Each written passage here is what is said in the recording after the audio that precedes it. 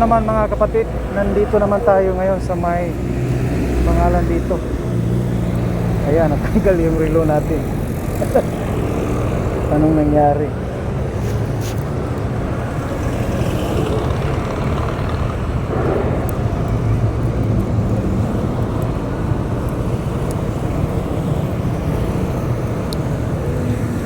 Dito naman tayo sa May Ulas.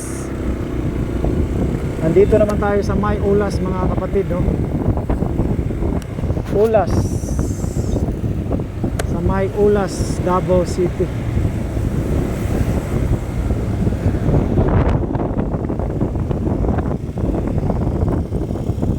Ayan, yung harap. Papunta po yan ng Talumo Cemento Coastal Road. So ito, so binuhusan na pala itong poste na ito nung nagpunta tayo last week dito. So yan, tinanggal na po yung forma. Sa wakas, natapos na rin yung pinakalas na mga poste mga kapatid dito sa may Baya Bukidnon, no? So doon sa kabila, hindi tayo nakapag-update doon sa susunod, no? So yan, buhos na rin yan, no? Baka ito naman rin yung isusunod nila. Buhos na yan. I think pagbalik natin yan, tanggal na naman, no?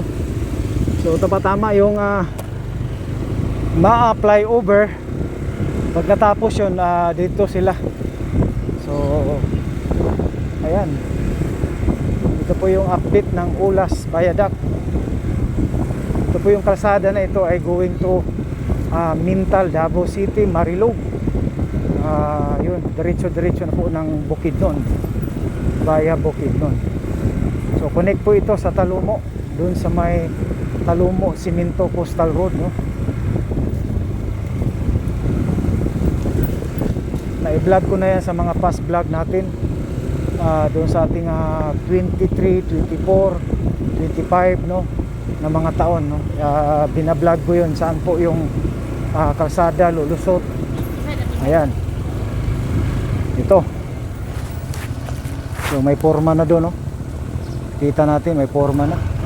So simentado na po. At saka dito ay nagsimento na naman sila dito sa kabila. So talagang napaka mga kapatid, no?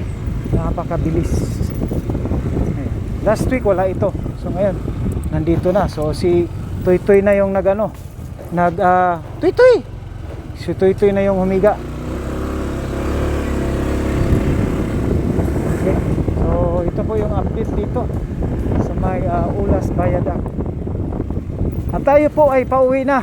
Ayan, last na project ito, itong buong araw, itong February 14. So ito talagang may proseso dyan, ano na yan, no?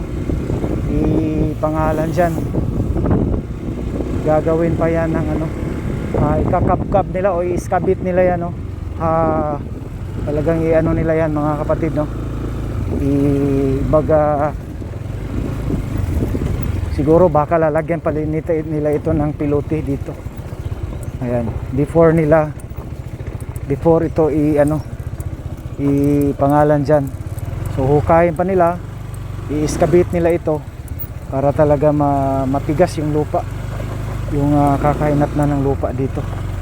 So baka may pilote, kasi bago tambakan yan maging kalsada, kadalasan sa mga tulay, flyover, bridge, pag mataas may mga proseso yan, hindi basta-basta tambak lang, lalo na pag mataas yung endpoint, no, abutment ng tulay.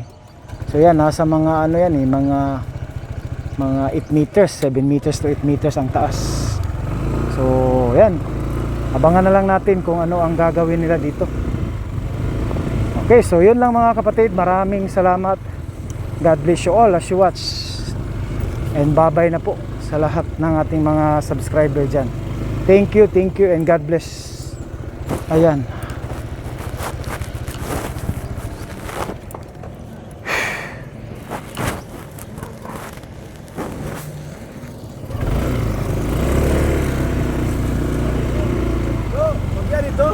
Yes sir.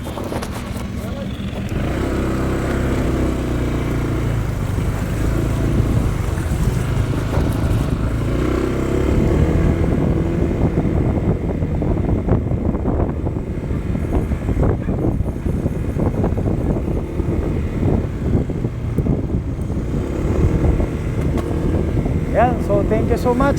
Salamat sa Panginoon sa strength niya na binigay sa atin and protection. Maraming salamat, Lord.